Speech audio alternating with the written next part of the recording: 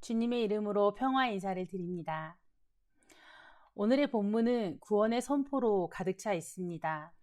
이 말씀은 바벨론 포로에서 풀려나 고향 예루살렘으로 돌아온 이스라엘 민족에게 향한 구원의 선포입니다. 다시 고향으로 돌아왔다는 기쁨도 잠시, 눈앞에 주어진 현실은 막막하기만 했습니다. 이미 성전은 무너져 폐허가 됐습니다. 사람이 살만한 장소는 없어서 이제 처음부터 모든 것을 다시 일구어내야만 했습니다. 그러나 백성들은 찢어지게 가난했기 때문에 무언가를 제대로 시도할 수조차 없었습니다. 다시 돌아온다면 막연하게 무엇이든지 다 잘 될 줄 알았지만 그들의 기대와 다른 상황이 눈앞에 펼쳐져 있습니다. 이것이 정말 진정 우리의 현실이구나 철저하게 받아들여야 했습니다.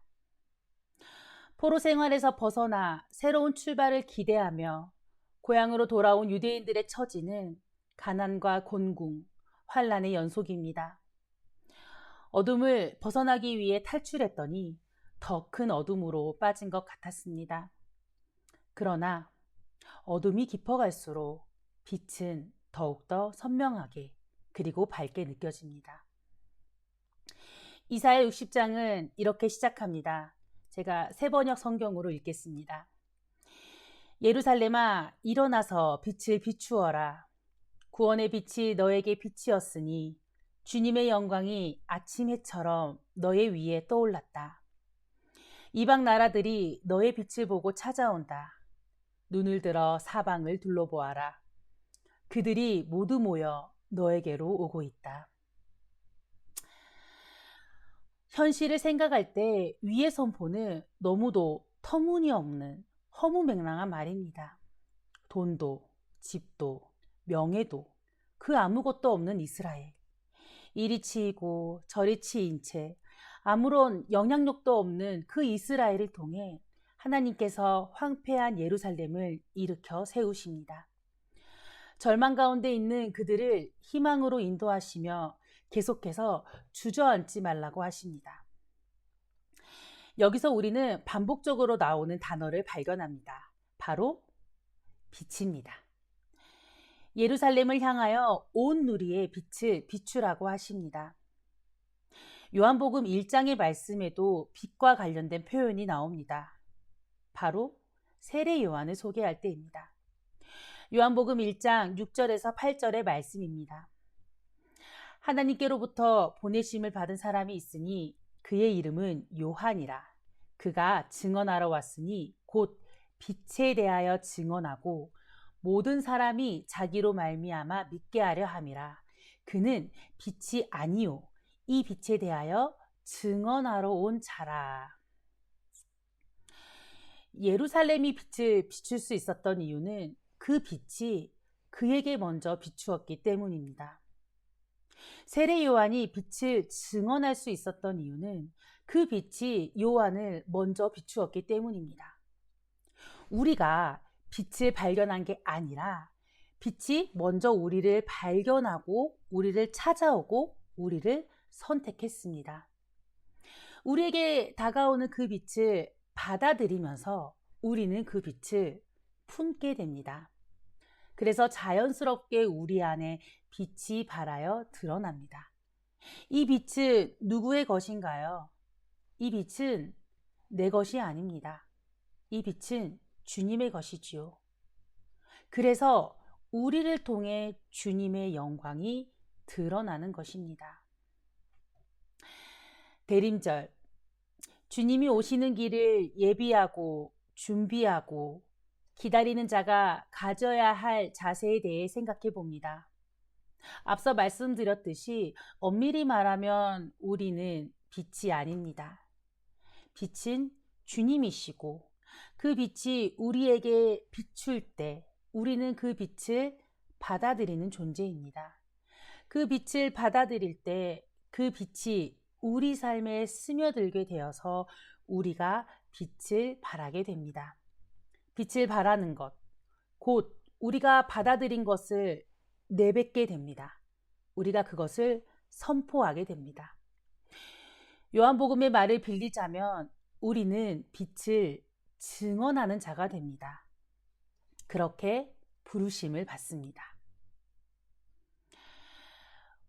오늘 본문에 나오는 나는 주님으로부터 기름을 받은 자입니다.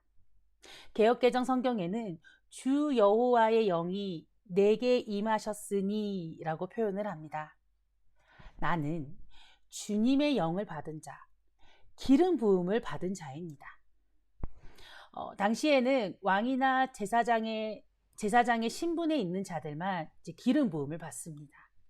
그런데 왕도 아니고 제사장도 아닌 이 지극히 작은 존재, 하찮은 존재 이스라엘이 기름 부음을 받습니다.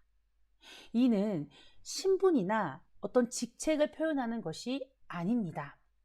이 뜻은 하나님께서 선택하시고 그를 보내셨다. 그래서 그는 하나님께로부터 보냄을 받은 자이다 라는 뜻을 담고 있습니다. 본문의 나는 주님으로부터 보냄을 받았습니다. 그래서 그는 기쁜 소식을 전하기 위해 보냄을 받았습니다. 증언하는 자를 통해서 우리는 그 사람을 보내신 이가 어떤 분인지를 알게 됩니다. 우리를 보내신 하나님은 가난한 자, 마음이 상한 자, 포로된 자, 갇힌 자를 돌보시고 기억하시고 자유롭게 하시는 분입니다. 공평을 사랑하시고 불의와 약탈을 미워하며 그들의 수고를 갚으시며 영원한 약속을 세우시는 분입니다. 슬픔과 절망 가운데 있는 그들에게 기쁨을 주시며 있는 그대로의 모습을 기뻐하시는 분이십니다. 주님이 보내시는 자는 이와 같이 주님의 뜻을 따라 행하는 사람입니다. 요한복음 1장에도 보냄받은 이 두 부류의 사람들이 나옵니다. 한 명은 하나님으로부터 보냄을 받은 자, 바로 세례 요한입니다. 다른 한 부류는 요한복음 1장 19절의 말씀에 따르면 유대 사람으로부터 보냄을 받은 제사장과 레위 지파 사람들입니다. 이 두 부류의 사람들은 보냄을 받았다라고 하는 공통점이 있지만 가장 큰 차이점이 있습니다. 바로 누구로부터 보냄을 받았는가? 여기에서 굉장히 큰 차이가 발생을 합니다. 유대 사람, 곧 사람으로부터 보냄 받은 제사장과 유대 사람들은 끊임없이 세례 요한을 향해서 이렇게 질문합니다. 세례 요한, 당신은 누구시오? 하지만 그들은 결코 자신을 향해 나는 누구인가? 라는 질문을 던지지 않고 자기 자신이 누구인지, 내가 어디로부터 왔는지도 별로 궁금해하지 않습니다. 제사장과 레위 지파, 이미 그들은 이 종교 지도자로서 큰 힘과 지위를 갖고 있었기 때문에 당연히 자기들만이 하나님의 진리를 독점할 수 있다고 믿었습니다. 그래서 그들은 하나님의 말씀을 듣기에 앞서서 보고 들은 말씀을 내가 남에게 가르치고 그것에 따라서 그들을 정죄하기에 바빴습니다. 하나님께 선택받았다고 믿었지만 그들은 이 유대 사람들이 지정하고 유대 사람들이 명한 자리에 가서 사람의 일을 행하고 있었습니다. 반면에 요한은 자신이 하나님으로부터 왔음을 잘 알았습니다. 그래서 요한은 자기가 누구인지, 내가 그래서 무슨 역할을 해야 하는지도 역시 잘 알았습니다. 당시 요한을 향한 사람들의 기대와 지지는 매우 컸습니다. 왜냐? 구약의 이 말라기 예언자 이후에 더 이상 하나님의 말씀은 들리지 않았기 때문입니다. 예언자들이 이제 더 이상 소리를 치지 않는 시대. 그래서 하나님의 말씀, 하나님의 뜻이 더 이상 들리지 않는 시대.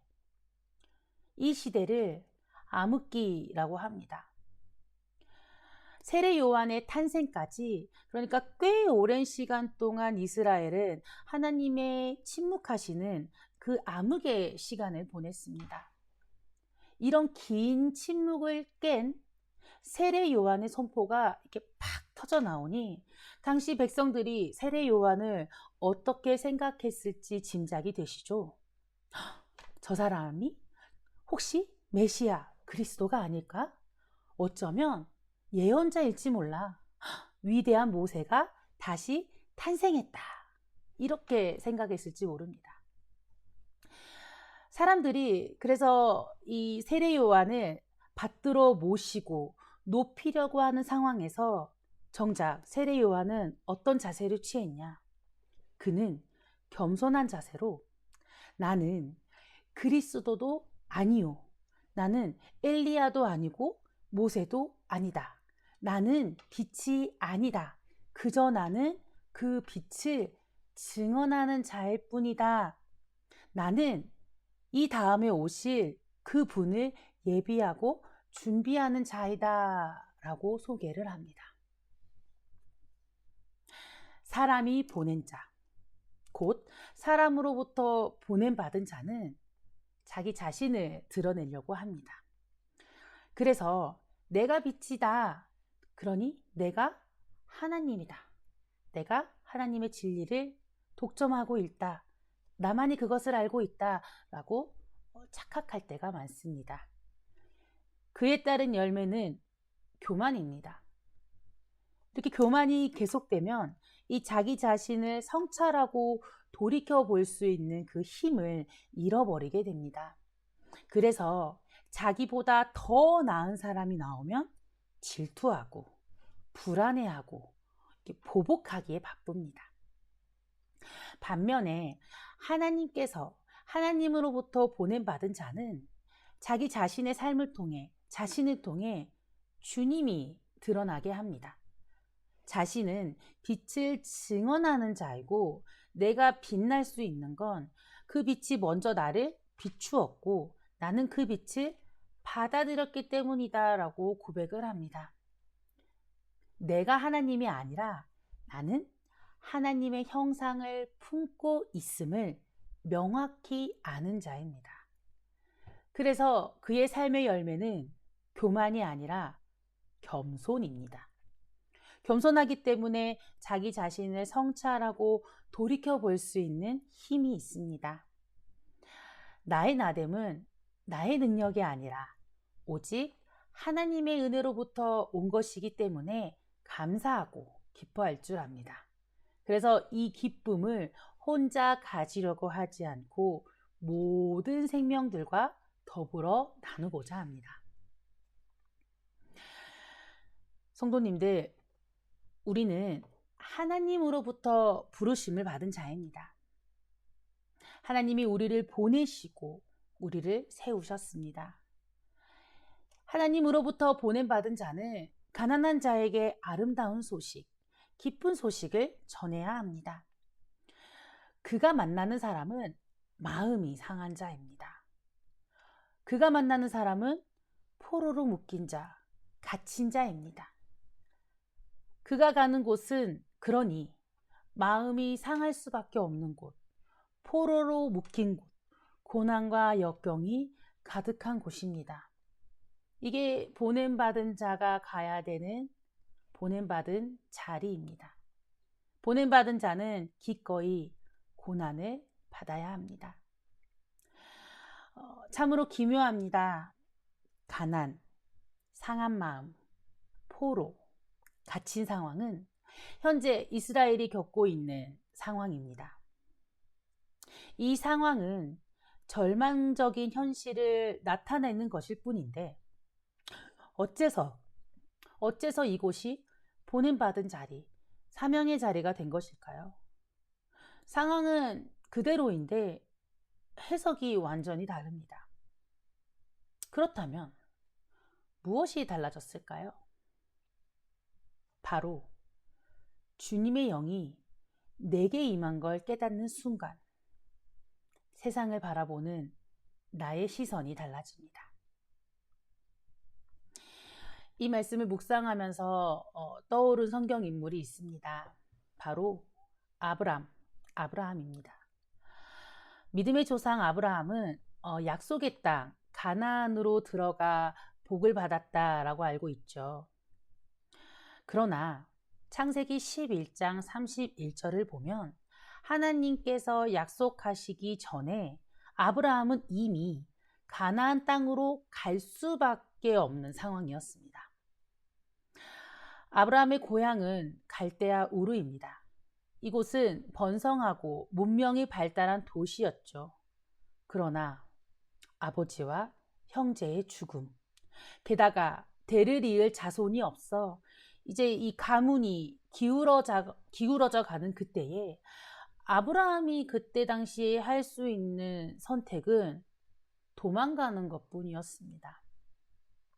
잘 살던 고향 갈대아 우르를 떠나 황폐한 가나안 땅으로 갈 수밖에 없는 그 아브라함의 발걸음은 사실 절망 그 자체입니다. 희망이 보이지 않는 길, 철저한 실패한 길, 저주를 받은 길입니다.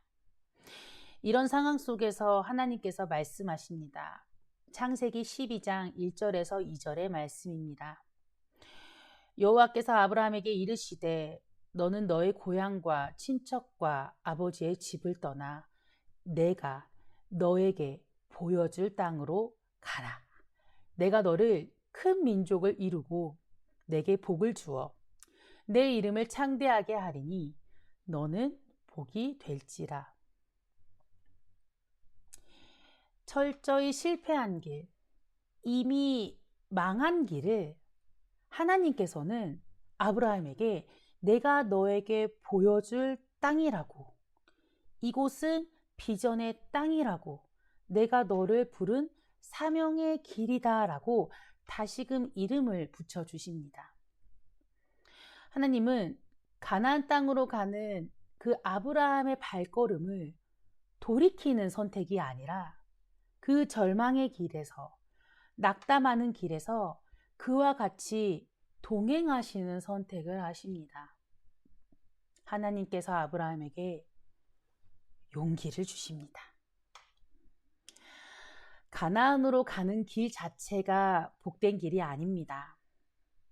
하나님께서 아브라함 그 자체가 복이다 라고 선포하십니다. 이 길이 복된 이유는 네가 복되기 때문이라고, 복된 네가 그 길을 걷기 때문에 그 길이 복된 거다라고 말씀하십니다. 이스라엘도 마찬가지입니다. 지금 달라진 건 크게 없습니다. 기대와 달리 고향은 황폐하게 되고 무너졌지만 그렇다고 해서 이스라엘 자체가 황폐하고 무너진 것은 아닙니다. 사람의 눈으로 보면 그곳은 저주와 절망의 길이지만 주님의 영을 받은 자의 시선으로 보면 그곳은 비전 그 자체입니다. 황폐한 곳에 나를 보내신 이유는 나를 통해 그곳을 아름답게 만들기 위해서입니다. 무너진 곳에 나를 보내신 이유는 나를 통해 그곳을 일으키게 하시기 위함입니다. 여러분, 내가 보냄을 받은 자리에서 내가 할 일이 있음이 얼마나 감사한지요. 돌이켜보니 내가 가난한 것은, 내가 상한 마음으로 아팠던 것은, 내가 포로가 되고 갇히게 된 이유는 사실 어떤 죄의 대가로 받은 벌이 아니었습니다. 그 과정을 겪었기 때문에 가난 가운데 기쁜 소식을 전할 수 있습니다. 내가 상한 마음을 품어봤기 때문에 상한 마음을 도리어 싸매줄 수 있습니다. 포로에게 자유를 선포하고 갇힌 사람에게 석방을, 해방을 선언할 수 있습니다. 그 일은 내가 하는 것이 아니라 이미 앞서서 주님께서 먼저 우리에게 하신 일, 곧 내가 경험한 일입니다. 그렇기 때문에 우리는 당당하게 선포하고 증언할 수 있습니다. 그 과정은 하나님이 우리를 버리신 사건이 아니라 하나님께서 우리를 기다린 사건입니다. 우리가 하나님을 먼저 발견하기 전에 하나님께서 우리를 먼저 발견하시고 선택하신 구원의 사건입니다.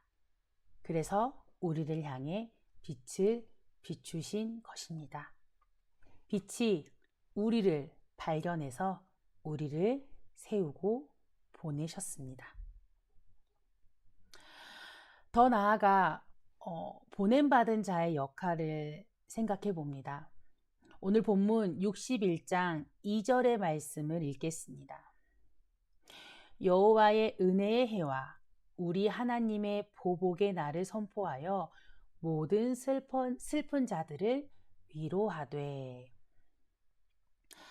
은혜의 해와 보복의 날이 이렇게 동시에 선포됩니다. 여기서 사용된 이 은혜라는 단어의 히브리어는 라촌이라고 하는데, 이 라촌의 뜻은 기쁨으로 받아들이다 라는 뜻입니다. 하나님께서 선포하신 구원의 소식을 기쁘게 받아들이는 자한테는 그것은 은혜의 사건이지만, 만약에 그것을 거부를 한다면 그 거부하는 자에게 그 사건은 보복, 심판으로 여겨집니다. 사실 가난한 자가 기뻐하는 것은 사실 다른 사람에게 해가 될 거 하나도 없는 일입니다. 그런데 감히 가난한 자가 나랑 같은 위치에 있다는 것 자체, 나와 같은 기쁨을 누린다는 것 자체를 조금 불편해하거나 자존심 상할 수 있는 일로 여기곤 합니다. 그래서 못마땅해 하기도 하죠. 가난한 자가, 나보다 못한 자가 기뻐하고 조금 잘 되는 거는 내가 밀리고 아래로 내려가는 비극으로 여겨질 때가 있습니다. 그러나 여러분, 하나님의 은혜의 빛에서 소외되는 이들은 아무도 없습니다. 그 빛은 모두에게 비치고 모두에게 선포됩니다. 주님의 은혜의 해와 하나님의 보복의 날은 이 이스라엘 민족을 넘어서서 모든 슬퍼하는 사람들을 위로하는 것에 있습니다. 모두에게 임하는 것이 바로 복음의 본질입니다. 이는 사람으로부터 보냄받은 자의 시선에서는 절대로 깨달을 수 없는 진리입니다. 그러니 우리 하나님 안에서 굳건히 뿌리를 내려서 그 본질을 꿰뚫어 보시고 삶으로 살아내시기를 바랍니다. 마지막으로 위로라는 히브리어 단어의 뜻을 좀 살펴보려고 합니다. 이 위로라고 하는 건 히브리어로 나함이라고 불리는데, 그 위로의 뜻은 숨을 쉬다입니다. 여러분, 숨은 굉장히 중요합니다. 우리는 하나님의 숨을 부여받을 자녀들입니다. 그러니까 이 위로를 받는다는 건 숨을 쉴 수 있다는 것이고, 우리는 숨을 쉴 때 내가 하나님으로부터 왔음을 깨닫게 됩니다. 그래서 찬양의 가사 중에 호흡 있는 자들이 모두 주님을 찬양한다 라고 하는 찬양의 가사도 있죠. 이것이 여러분 위로입니다. 슬픈 자들이 슬픈 이유는 위로를 받지 못해서, 즉 숨을 받지 못해서, 숨을 쉴 수가 없어서, 그러니까 내가 누구로부터 왔는지를 몰라서 방황할 때 슬픕니다. 내가 나오기는 했는데, 내가 살기는 했는데 왜 나오는지, 왜 살고 있는지를 모를 때 우리는 절망합니다. 성도님들, 우리는 하나님께서 보내셨고 하나님께서 세우셨습니다. 슬픔을 위로하시는 하나님께서 오늘 우리에게 말씀하십니다. 나의 사랑하는 자녀야, 숨을 쉬어라. 기억하십시오. 하나님께서 숨을 우리에게 불어넣어 주심으로 하나님의 그 숨을 통해 우리는 생명이 되었고 예수님의 숨을 통해 우리는 성령을 받았습니다. 그러니 확신하고 기뻐하십시오. 주님의 성령이 내게 임하였음을 하나님께서 나를 부르시고 보내시고 세우셨음을 말입니다. 아멘. 오늘의 말씀의 매듭은 침묵 기도로 하겠습니다. 주님께서 우리를 보내셨습니다. 특별히 슬픈 자를 위로하시는 하나님을, 우리에게 숨을 주시며 숨을 쉬게 하시는 그 하나님의 숨결을 기억하며 우리의 호흡 가운데 계신 그 주님의 뜻에 집중하시기 바랍니다. 들숨과 날숨 가운데 주님께서 우리를 위로하시고 인도하고 이끄십니다. 나의 사랑하는 자녀야, 숨을 쉬어라. 내게 오너라. 우리를 초청하시는 그 주님의 뜻 안에 온전히 거하겠습니다.